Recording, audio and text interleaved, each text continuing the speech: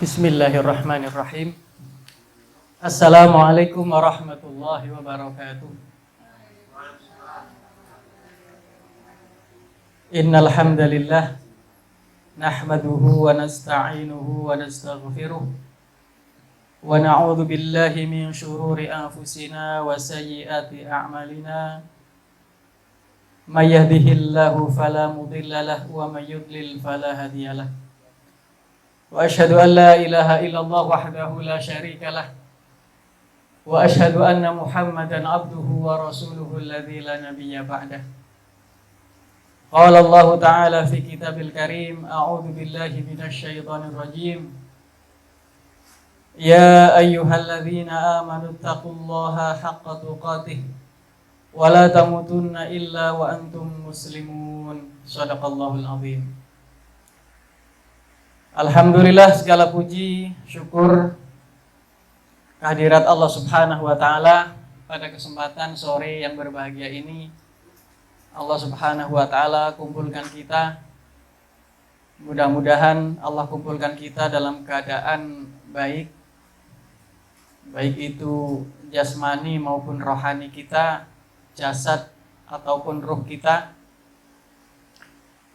Dan bersyukur pula pada sore hari ini Allah Subhanahu wa Ta'ala masih memberikan keringanan bagi kita untuk bisa sama-sama melangkahkan kaki menuju markas besar di Kabupaten Oku ini. Mudah-mudahan kehadiran kita dari rumah dalam rangka untuk menegakkan kalimat la ilaha illallah, dalam rangka mengenal Nabi Muhammad Shallallahu Alaihi Wasallam. Yang kedua, salat beriring salam mudah-mudahan tetap tercurahkan kepada Nabi kita, Nabi Agung Muhammad Shallallahu Alaihi Wasallam. Hadirin hadirat rahimakumullah.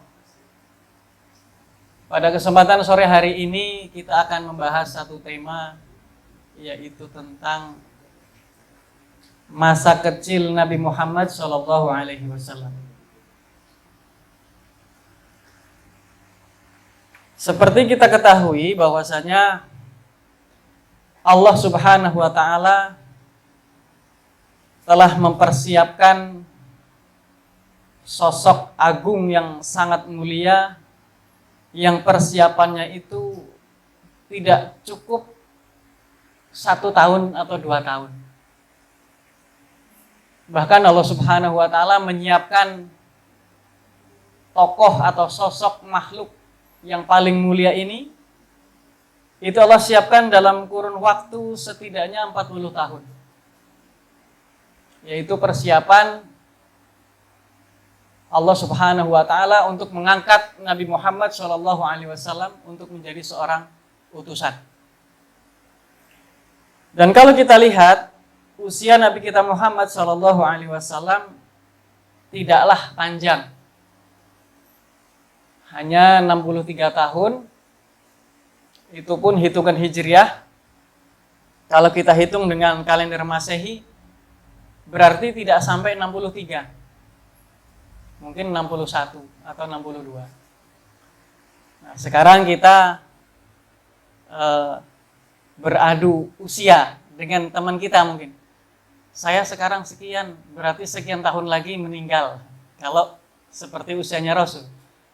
Tetapi yang kita ukur adalah kalender Masehi, yang lebih panjang, lebih lama. Baiklah, Pak Didi Arifin yang terhormat. Kedorangan tuh Pak. Sehat Pak? Alhamdulillah. Sore hari ini kita membahas sosok Nabi Muhammad SAW pada usia beliau, usia anak-anak. Usia anak-anak. Nah, kemudian ada satu tradisi di Jazirah Arab yang mereka ini adalah terbiasa menitipkan anak mereka di perkampungan. Dan rupanya ini oleh ahli itu diteliti. Karena Mekah posisinya berada di satu lembah artinya dia berada di dataran rendah, maka perkampungan Bani Sa'ad posisinya berada di pegunungan, dataran tinggi. Nah, oleh para ahli diteliti, kenapa harus menitipkan generasi ini di sebuah dataran yang tinggi? Ternyata menurut mereka kesimpulannya adalah dataran tinggi adalah satu tempat yang cukup efektif untuk mendidik generasi. Itu. Dataran tinggi. Ada kesimpulannya ternyata. Jadi Allah Subhanahu wa taala membuat perkampungan Bani Sa'ad berada di dataran tinggi. Ternyata tidak sembarangan. Artinya tetap ada hikmah di balik semua itu, dan kenapa Nabi Shallallahu alaihi wasallam ditaruh atau dititipkan di situ. Ada hikmah semuanya. Hadirin hadirat rahimakumullah. Setelah beliau lahir langsung masih dalam kondisi yang masih bayi, betul-betul bayi, langsung dibawa ke perkampungan Bani Sa'ad. Di situ beliau bersama ibu susuannya Halimah As-Sa'diyah sekitar 4 tahun lamanya. Kemudian begitu banyak keberkahan yang didapat oleh keluarga Halimah As-Sa'diyah. Kalau tidak salah pekan yang lalu sudah kita sampaikan. Sudah, Pak? Masih ingat gak, Pak? Seingat saya sudah pernah disampaikan. Pekan kemarin atau 2 pekan sebelumnya. Kemudian, karena ada satu peristiwa besar yang sangat langka dan itu tidak pernah terjadi, di mana Nabi Muhammad kecil ini tiba-tiba mendapatkan satu kedatangan sesosok makhluk yang tiba-tiba makhluk itu merobohkan Nabi, lalu dada Nabi dibelah oleh makhluk ini, rupanya malaikat. Dibelah, diambil sesuatu yang ada di dalam organ tubuhnya di dalam, kemudian dicuci dengan air zam-zam, kemudian dimasukkan kembali. Dan itu kata ahli namanya adalah hadus syaitan. Jalur masuknya syaitan untuk menggoda manusia. Sayangnya kita tidak pernah dioperasi, dibelah oleh malaikat. Seandainya ada teknologi canggih hari ini menemukan itu, dan biayanya terjangkau, mungkin kita akan ngantri untuk daftar. Supaya gangguan setan itu tidak mudah masuk. Hadus syaitan. Dan ini pelajaran bagi kita, bahwasanya Nabi kita Muhammad SAW sudah terlatih dari sisi keberanian. Kalau kita lihat di film-film Hollywood barangkali, ada adegan tentara tertembak lengannya, kemudian dia membakar pisaunya, lalu lengannya sendiri ditusuk untuk mengambil peluru yang masuk ke dalam tubuhnya. Itu jelas bohong. Nabi Muhammad SAW itu belum menyaksikan langsung bagaimana malaikat membelah dada beliau. Dan belahan itu, teman-teman sekalian, itu sampai membekas. Jadi bekasnya itu terlihat. Artinya real, bukan mimpi, bukan bohong-bohongan. Betul-betul Sayyidina Anas bin Malik menyaksikan bekas belahan yang pernah dahulu dibelah oleh malaikat. Dada beliau, sallallahu alaihi wasallam. Dan menurut yang saya ketahui, bahwasanya pembelahan dada ini tidak terjadi hanya 1 atau 2 kali, bahkan ada yang mengatakan sampai 4 kali. Tapi yang paling sering kita dengar itu 2 kali. Yang pertama ketika usia kecil, yang kedua ketika beliau hendak mi'raj. Hendak mi'raj, jadi harus disucikan hati beliau. Pertanyaannya, apakah Nabi tidak suci hatinya? Tentu jawabannya adalah suci. Kenapa harus dicuci lagi? Karena beliau akan berjumpa dengan zat yang maha suci. Sehingga harus dicuci. Bahkan malaikat Jibril pun mengatakan, aku mengantarkan dirimu sampai di sini saja Muhammad. Diceritakan sampai sayap-sayapnya malaikat Jibril itu lunglai, tidak sanggup untuk menembus arsy, menembus alam yang di atas langit ketujuh itu. Tapi Nabi kita Muhammad SAW diberi kesanggupan oleh Allah, diberi kekuatan oleh Allah untuk menghadap langsung kepada Allah Subhanahu wa Ta'ala. Dan sebelumnya dibelah lagi dadanya, dicuci lagi. Nah, karena peristiwa ini yang cukup menegangkan, apalagi setelah kemudian Ibunda Halimah As-Sa'diyah menghampiri beliau, dan rupanya beliau santai saja, tidak ada rasa takut dan sebagainya. Namun bagaimanapun juga, sosok Ibunda Halimah As-Sa'diyah tetap merasa khawatir dengan kejadian itu, sehingga beliau kemudian mengantarkan Nabi Muhammad SAW kepada ibunda kandungnya, yaitu Aminah. Nah, itu sekitar usia 4 atau 5 tahun. Nah, setelah itu, yang dilakukan Aminah adalah mengajak Muhammad kecil untuk silaturahim kepada keluarganya. Di mana? Di Madinah. Perjalanan kurang lebih 500 km dari Mekah menuju Madinah, ditemani oleh seorang pembantu wanita namanya Ummu Aiman. Ummu Aiman itu panggilan. Kalau nama aslinya Barokah. Barokah nanti menikah dengan anak angkat Nabi, Zaid bin Harithah. Berangkatlah mereka bertiga menuju Madinah. Dan ini hikmah bagi kita adalah, kalau kita punya keluarga meskipun jauh, maka ada hak bagi anak-anak kita, keturunan-keturunan anak kita, untuk dikenalkan dengan keluarga besar. Barangkali di antara kita ada yang keluarganya jauh di Pulau Jawa, ya ada kalanya memang harus kita kenalkan anak kita supaya silaturahim tidak putus. Sebagaimana yang dilakukan oleh Ibunda Aminah. Ayo nak, kita menuju Madinah, Yathrib. Yang kala itu belum ada nama Madinah. Namanya masih Yathrib. Yathrib itu diambil dari kata, dalam Al-Quran itu ada, La tathriba alaikumul yaum. Tathrib itu artinya dosa. Dan Nabi ketika masuk kota Yathrib, beliau tidak mau sebelum mengganti nama itu. Ini kok namanya jelek sekali nama kota ini. Kalau Batu Raja kan bagus. Nama Yathrib di telinga beliau tidak menarik. Maka diganti menjadi Thayyibah. Thayyibah atau Tobah. Kemudian setelah dikenalkan, ini paman kamu, ini bibi kamu Muhammad dan sebagainya. Lalu berkunjung kepada makam ayahandanya. Siapa nama ayahnya, Utsman? Abdullah bin Abdul Muttalib. Iya, betul. Berkunjung, berziarah ke makam ayah, kemudian di situ beliau duduk cukup lama. Setelah sudah dirasa cukup, kemudian Aminah mengajak anaknya ini untuk pulang ke Mekah.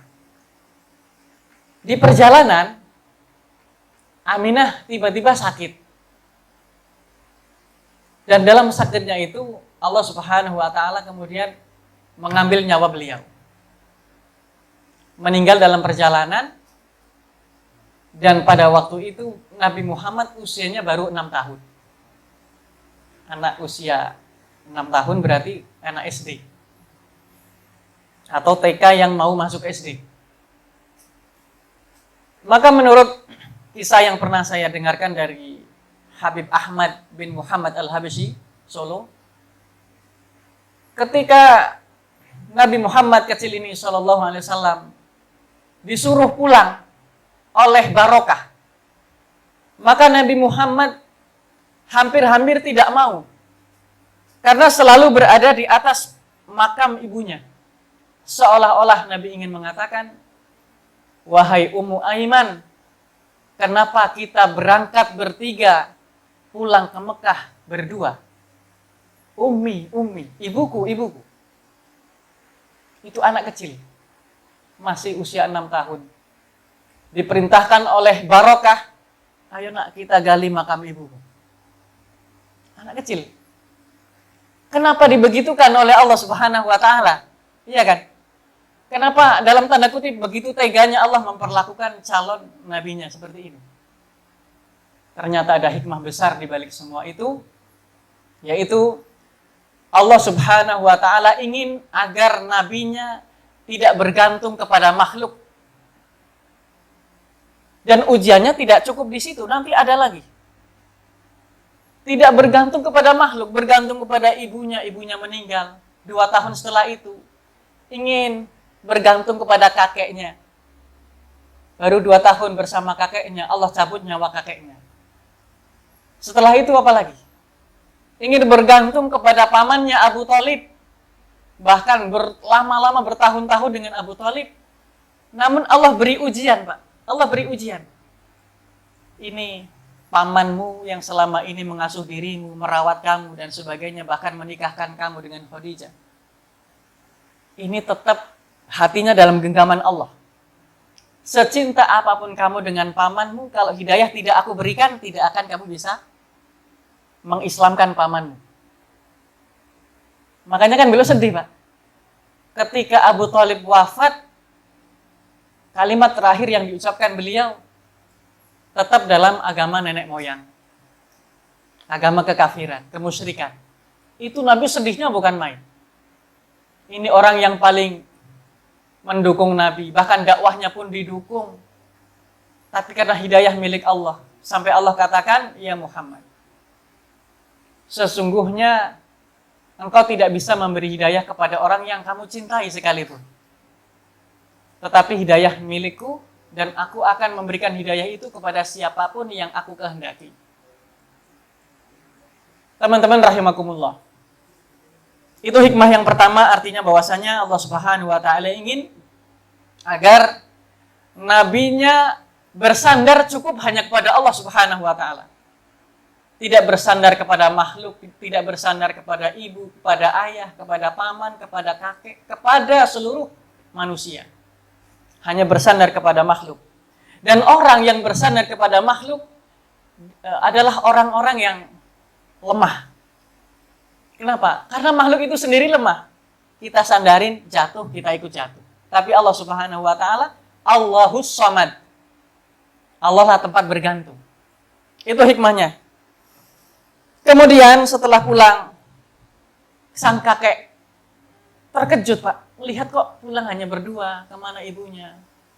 Lalu Ummu Aiman mengatakan, "Qad matat ummuh." Ibunya telah meninggal. Itu langsung digendong, Pak, sama kakeknya, Abdul Muthalib. Wahai Muhammad, al-an anta waladi. Sekarang kamu bukan cucuku lagi, sekarang kamu anakku. Langsung dianggap sebagai anak, saking sedihnya melihat ini anak lahir dalam keadaan yatim, orang tuanya, ayahnya tidak pernah melihat bagaimana rupa ayah, ya kan? Bagaimana bau keringat ayahnya tidak tahu beliau. Bagaimana warna kulit, kemudian suaranya, ya. Kemudian bagaimana ketika berjalan, bagaimana ketika digendong, nggak tahu beliau. Tidak tahu bagaimana rasanya digendong oleh seorang ayah. Kemudian itulah yang kemudian membuat Abdul Muthalib sangat sedih. Akhirnya, al-an anta waladi, sekarang kamu anakku, kamu akan tetap bersamaku. Nabi Muhammad agak tenang. Oh, ada kakek yang melindungi. Baru 2 tahun, kakeknya meninggal. Dan sebelum meninggal, beliau berwasiat, beliau kumpulkan anak-anak beliau.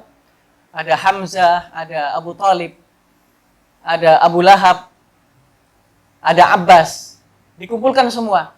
Dan beliau berwasiat, anakku ini nanti jangan diasuh oleh siapapun kecuali kepada Abu Thalib. Kenapa bisa begitu? Padahal secara ekonomi, Pak Abu Thalib itu termasuk yang paling miskin. Tapi hati seorang ayah tahu mana di antara anak-anak mereka yang paling memiliki kasih sayang kepada anak kecil.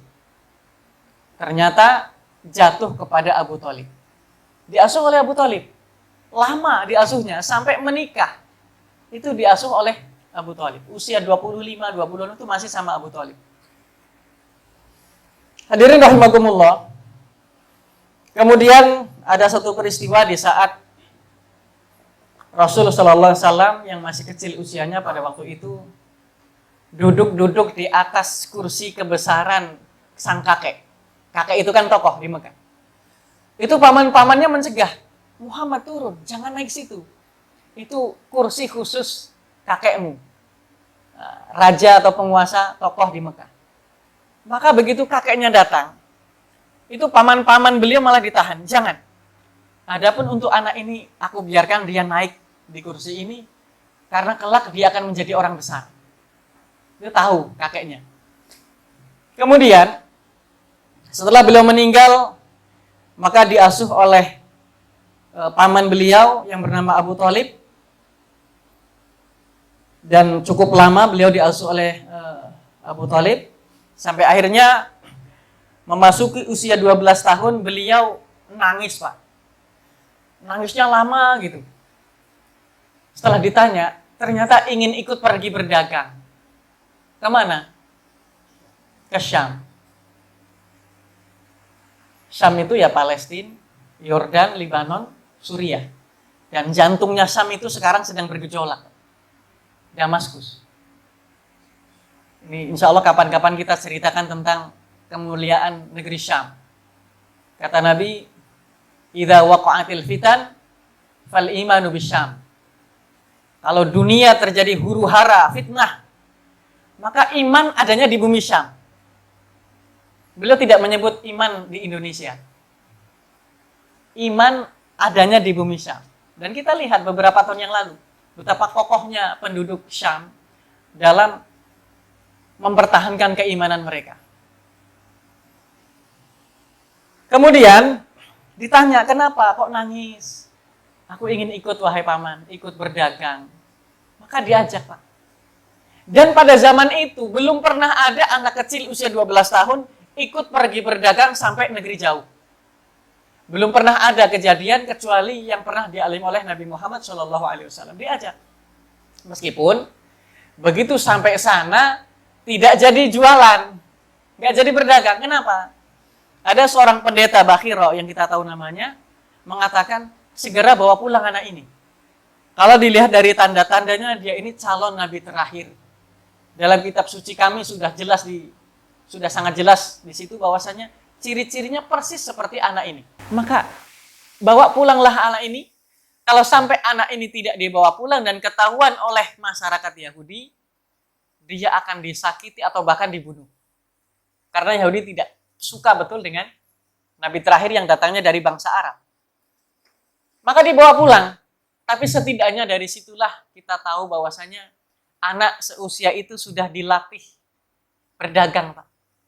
Dunia bisnis sudah akrab di telinga beliau yang nantinya beliau ilmu berdagangnya akan sangat terpakai sekali di saat setelah menjadi nabi. Di Madinah kita tahu berapa persiapan beliau membangun masjid, mempersaudarakan, membangun pasar. Dan satu lagi yang jarang dibahas, mungkin kalau dibahas orang jadi takut menyampaikannya. Membuat pasukan perang. Gak sembarangan itu. Beliau menyiapkan pasukan bersenjata. Jadi perang Badar itu tidak terjadi begitu saja. Kenapa bisa menang dan sebagainya. Ada satuan-satuan pasukan kecil yang jumlahnya antara 15 orang, kadang 100, kadang 200. Itu hikmahnya banyak. Untuk orang-orang muhajirin sebagai pendatang di kota Madinah mengetahui medan. Kamu kan orang pendatang, orang Mekah, belum tahu kan kondisi Yathrib bagaimana. Ayo, berangkat ke wilayah sini, berangkat ke wilayah situ, sehingga tahu. Kalau supir itu udah paham, Pak. Lubang di wilayah ini sebelah sini, dan lubangnya sudah naik, atau lubang sudah menjadi lebar sekian senti, mungkin hafal kalau supir-supir. Itu Nabi mengajarkan demikian. Di Yathrib nanti ada wilayah seperti ini, ada kebun kurma, ada wilayah yang tidak mungkin bisa ditembus oleh pasukan. Dan itu hikmahnya ketika perang Khandaq. Beliau dan para sahabat kemudian menggali sebuah parit yang panjangnya sekitar 12 km. Hanya jalur itulah yang paling mungkin dimasuki oleh musuh. Kalau jalur lain orang tidak mungkin bisa masuk Madinah. Yang paling mungkin dimasuki oleh musuh jalur itu. Maka oleh Nabi dibuatkan parit. Nah, kemudian setelah kemudian beliau pulang, diantar pulang oleh beberapa orang, ada satu peristiwa yang mungkin di antara kita percaya atau tidak gitu kan. Ada satu peristiwa di mana bumi Mekah saat itu kering kerontang, kemarau. Rumput kering, hewan-hewan ternak banyak yang mati dan sebagainya. Lalu ada orang yang datang, wahai Abu Thalib, tolong berdoa kepada Allah agar Allah turunkan hujan. Maka Abu Thalib menggandeng anak kecil, digandeng anak itu, kemudian punggungnya ditempelkan di dinding Ka'bah. Lalu berdoa kepada Allah, demi wajah suci anak kecil ini, ya Allah, tolong turunkan hujan. Tolong turunkan hujan. Tidak lama setelah itu, bumi Mekah, langit di Mekah tiba-tiba menjadi gelap, dan tidak lama setelah itu hujan pun turun. Itu yang pernah saya baca. Jadi berkat Nabi Muhammad SAW, hujan turun. Sehingga tidak ada lembah-lembah kecuali terisi air. Selokan-selokan juga mengalirkan air pada waktu itu. Nah, setelah pulang, karena nggak jadi berdagang, dan kisah ini cukup panjang di mana nanti Bakhiro sempat membuka pakaian beliau bagian belakang untuk melihat terakhir bahwa ini Nabi betulan atau bukan. Begitu dibuka, ada tanda. Dan Nabi rata-rata, ada yang mengatakan hampir seluruh Nabi, itu memiliki tanda, namanya khotamun nubuwah. Kayak tanda lahir, di posisinya di tulang belikat belakang, di tengah-tengah. Seukuran telur puyuh. Di situ warnanya agak kemerahan, kemudian ada bulu halusnya. Begitu dibuka oleh Bakhiro, ini Nabi ini. Arif ada nggak, Arif? Kalaupun ada Nabi palsu berarti. Iya, tadi kan sudah dikasih mukadimah. La Nabi ya ba'da ya kan. Tapi alhamdulillah Arif sudah tidak pakai masker lagi sekarang. Ketampanannya sudah kelihatan jelas, sempurna, paripurna.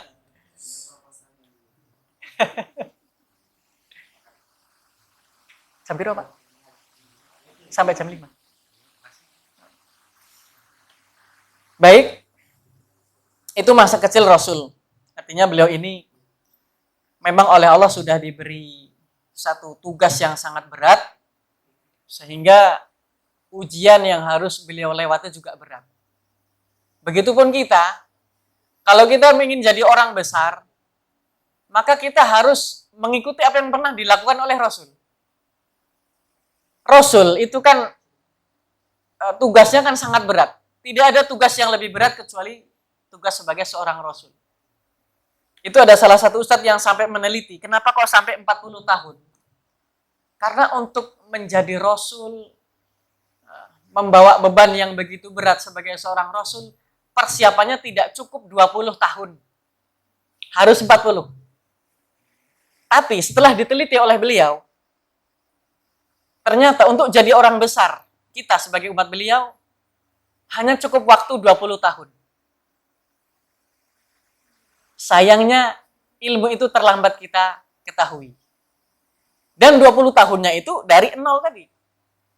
Anak kita dikasih makanan yang halal, baik zatnya maupun sumbernya. Itu saja kita sudah kecolongan ya kan. Aduh ini jangan-jangan subhat ini dulu. Jadi 20 tahun oleh beliau diteliti. Tidak harus 40 seperti Nabi, cukup 20 tahun jadi orang besar. Nah, hikmah-hikmah selanjutnya, Allah Subhanahu wa taala berfirman di dalam Al-Qur'an surat Ad-Duha yang berbunyi, Alam yajidka yatima fa'awa. Bukankah Allah yang telah mendapati dirimu dalam keadaan yatim, lalu Allah yang melindungi, yang merawat. Jadi Allah tuh ingin agar yang merawat Nabi itu langsung Allah. Bukan ayahnya, bukan ibunya.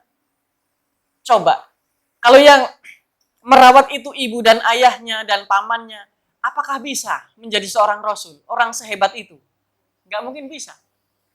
Hanya Allah yang mampu mendidik beliau, menggembleng beliau, merawat beliau. Alam yajidka yatiman fa'awa. Anak yatim, kemudian tiba-tiba menjadi pemimpin besar, menjadi pedagang besar, menjadi tokoh besar, menjadi komandan pasukan besar, menjadi negarawan hebat. Itu kalau bukan Allah yang mendidik beliau tidak mungkin bisa. Makanya Allah ingin agar yang langsung merawat Allah, yang merawat beliau, yang membimbing beliau adalah Allah Subhanahu wa taala, tidak melibatkan makhluk yang lainnya. Selanjutnya, kepemimpinan beliau bukanlah warisan dari orang tuanya. Apalagi ketika beliau kecil kan tinggalnya di perkampungan ya Pak. Di perkampungan mana ada entrepreneur, kemudian pelatihan kepemimpinan, nggak ada. Jadi memang Allah betul yang kemudian melatih beliau untuk menjadi seorang pemimpin. Yang selanjutnya, di masa kecil beliau terlatih betul dengan kemandiriannya, yaitu di saat beliau merasa tidak enak dengan sang paman. Paman sudah lama mengasuh saya ada kemampuan menggembala kambing, Pak. Akhirnya beliau mencoba memberanikan diri untuk menggembala kambing. Ini dikaji lagi oleh ahlinya. Kenapa harus menggembala? Dan kenapa juga harus kambing? Padahal di Mekah kan ada unta ya, Rif. Ada unta, ada domba, ada unta, ada kuda. Sapi kayaknya nggak ada. Ada bagol, ada keledai.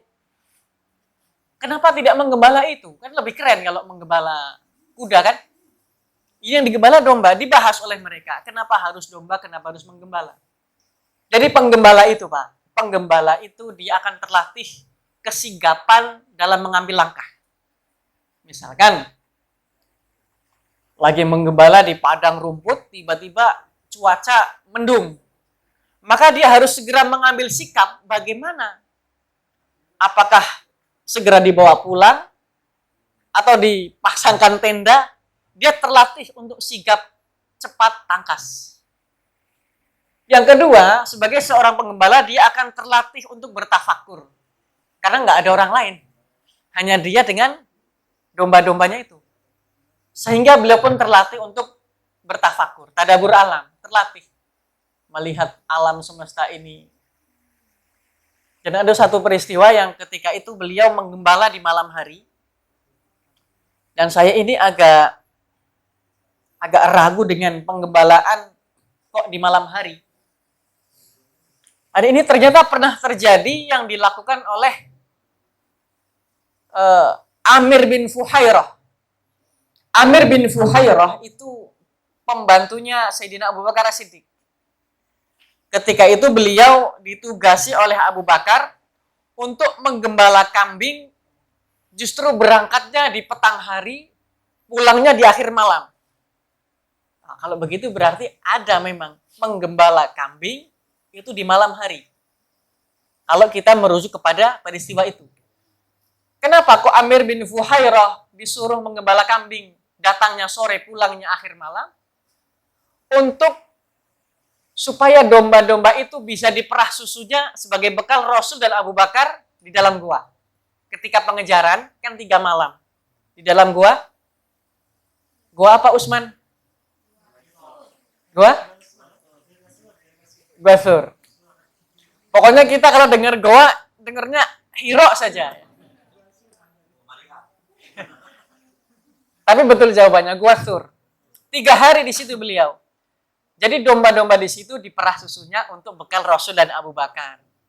Nah, kemudian Abdurrahman atau Abdullah putranya Abu Bakar, itu kalau malam hari, itu menemani mereka berdua tidur di situ. Jadi yang tidur di Gua Hiro 3 orang.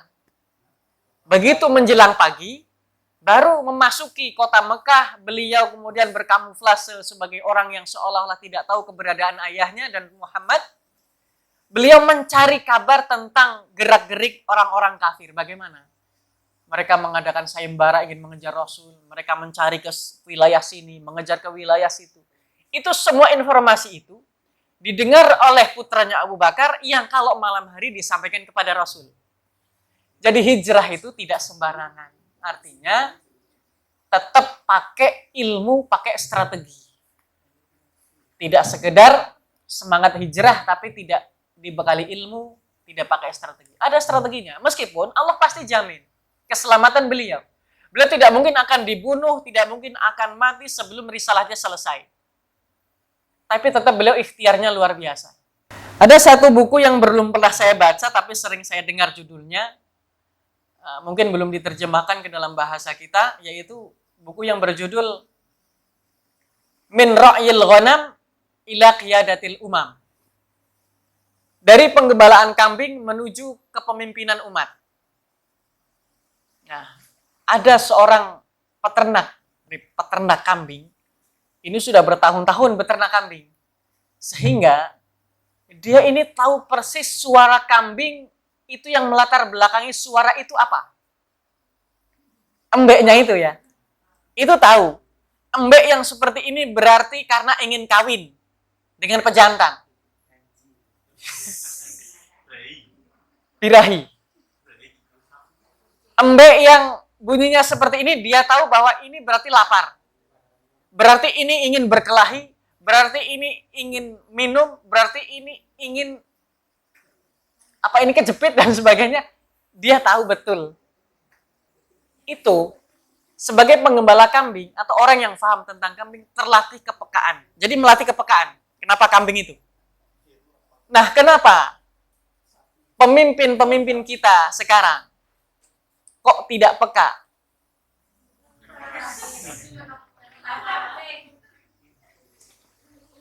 Karena tidak terlatih menggembala kambing. Jangan pemimpin, kita sendiri kan juga belum pernah menggembala kambing. Atau pernah Pak Heru? Angan wedus pernah Pak? Pak, kalau sapi nggak masuk ini. Tapi gembalanya masuk. Coba sapi ini ramal lebu. Jadi melatih kepekaan. Kita ini sudah di sana embek BBM langka ya kan. Ini sebenarnya kita sedang mengembek sekarang ini. Kondisi di Oku ini sedang mengembek semua kita tentang kondisi antrian kendaraan biosolar. Itu sebenarnya kita mengembek sudah lama. Tapi ini mungkin karena sudah saking rumitnya permasalahan ini sehingga tidak selesai-selesai.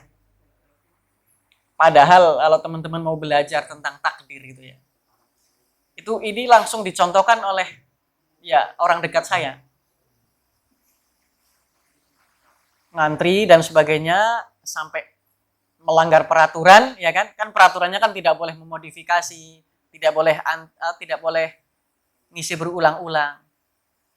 Itu dilakukan. Akhirnya apa? Akhirnya kena razia. Dan biayanya besar. Untungnya mungkin belum dapat, dia harus mengeluarkan uang dari pos yang lain untuk menutupi itu. Kalau sekarang ini menurut saya sudah zalim. Sudah zalim. Orang sudah menutup hak orang lain membeli BBM dengan harga standar Pertamina. Ya kan? Kita mau beli dengan harga normal, udah nggak bisa. Kenapa? Sudah habis. Kalau ingin tidak kehabisan harus ikut antri. Itu kan zalim. Dan kalau kezaliman itu dibiarkan ya tunggu kehancurannya saja. Dan kehancuran itu kadang Allah unik ngasihnya tuh. Ya entah kerusakan kendaraannya yang kemudian hasil dari jerih payah dia antri tidak menutupi untuk servis kendaraan dia. Sudahlah dia rusak, keuntung nggak dapat, menyusahkan orang lain. Selanjutnya, dengan menggembala kambing, berarti beliau terlatih kemandirian dari sisi ma'isyah. Tahu ma'isyah? Dulu ada istilah, ma'isyah dulu baru Aisyah. Itu zaman saya dulu, entah zaman sekarang. Masih ada nggak, Rif? Masih ya? Ma'isyah dulu baru Aisyah.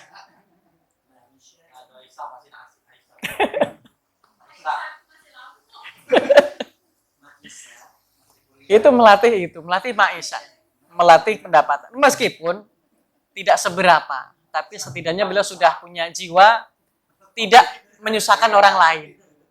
Dan jiwa-jiwa semacam ini harus kita pupuk terus. Karena ini sudah menjamur, teman-teman sekalian. Jiwa menyulitkan orang lain itu sudah menjamur, ya enggak? Ngurus KTP, ngurus apa. Kalau urusan bisa dipersulit, kenapa dipermudah? Itu prinsip hari ini. Nabi Muhammad sebelum jadi Nabi sudah mengajarkan kepada kita prinsip-prinsip semacam itu. Dihapuslah. Kita hapus prinsip semacam itu. Kita permudah urusan orang lain. Yassiru wala tu'assiru. Ya kan? Basyiru wala tunafiru, kata Nabi. Permudahlah, jangan persulit. Ngurus ya kalau bisa 1 jam selesai. Sekarang dipersulit. Supaya apa? Supaya ada uang masuk sehingga menjadi mudah. Jadi kenapa kita kok tertinggal betul dengan kondisi ini? Kita sangat tertinggal sekarang.